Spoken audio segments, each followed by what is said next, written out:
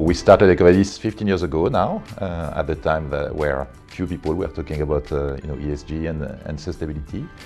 And I met with Frederic, and back in 2007 with Frederic, we started to think about this supply chain sustainability problem and looking at the fact that all companies started to ask questions to their suppliers on environmental and social topics, but it was very disjointed. And we thought we could bring technology and standardization and a common platform to do this, and that was the initial vision. Create a platform to drive sustainability in global supply chain, and we've been sticking pretty much to this original vision.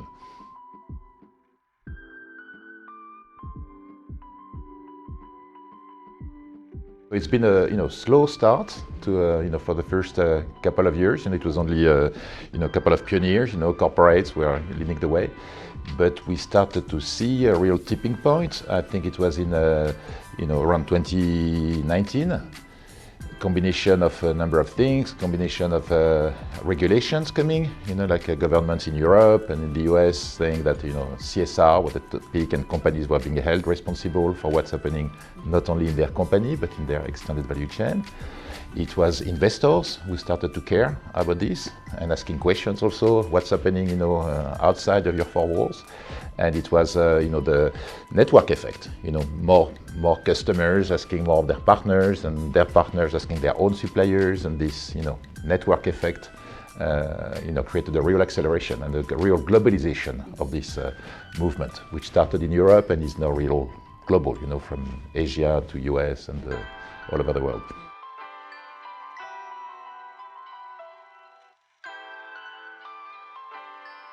Europe was leading the way because of the regulatory background, because of the history we have on social issues. But US started to catch up pretty quickly. In the past 2 years, we see a huge acceleration.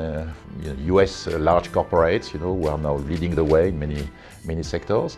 And now it's about Asia. And the next focus of EcoVadis is Japan and a number of Asian regions which have been pushed by what United Nations are doing on the Sustainable Development Goals. That's a big topic in Japan, for example.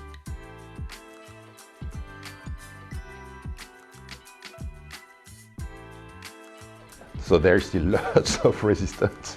It's a journey, it's sometimes pretty scary for companies to start to engage their business partners and discover things they might not want to be aware. So we are just at the start of the journey still in a way. EcoVadis, we're working with 100,000 businesses worldwide, but we think there are 2 to 3 million which are businesses which are direct business partners of main corporations. So it's still a long way to go.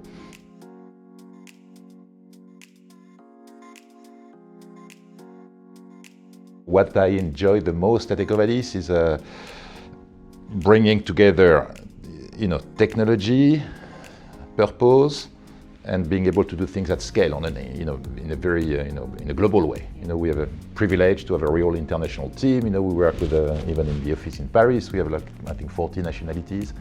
So, building things, which scale using technology and which have an impact on society. That's the most exciting thing. And what is the most difficult? It's constant change. We are we've been in the same role in a way for the past 15 years. We've been co-CEOs with Frederic, but every year we need to reinvent ourselves, and we have tackled new challenges of growth and now M&A, and so it's fast change.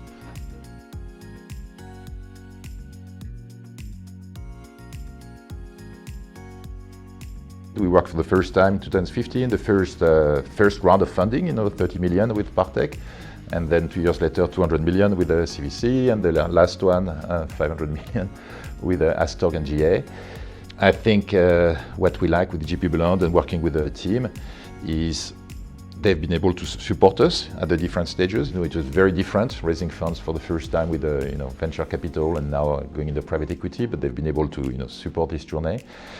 They understand the business very well, so part of those fundraising discussions, we have to go into real details about the operating model and the team at GP Bullhound. They are getting very, very knowledgeable about the nitty-gritty details on our, all the model we have for growth, and they do this always with a, good spirit and fun, and so even in tense situations, we are always able to maintain a good atmosphere.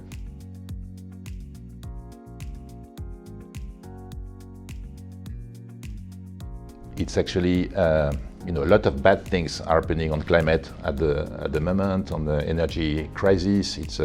We've seen a very scary summer in a way with acceleration of climate change. But I think out of this is really, we really see a change in mindset, change in mindset in government, in consumers. I think what happened is in 2022 and 2023 will probably be the other tipping point. We need to really tackle the change we need to see in the next 10 years now to go to zero carbon.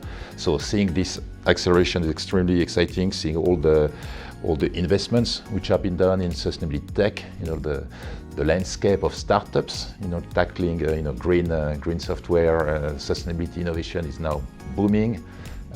They are potential partners for us, potential acquisition targets. So all this innovation and this increase in consciousness, that's really super exciting.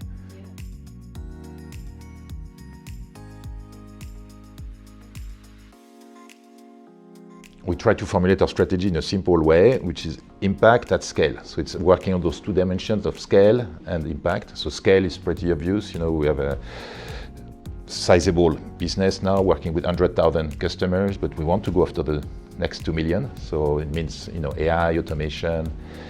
But the end game is not to rate all companies on the planet. The end game is to use those ratings to drive change, to drive impact, to drive concrete improvements. And this, we need to do it with new products, new modules.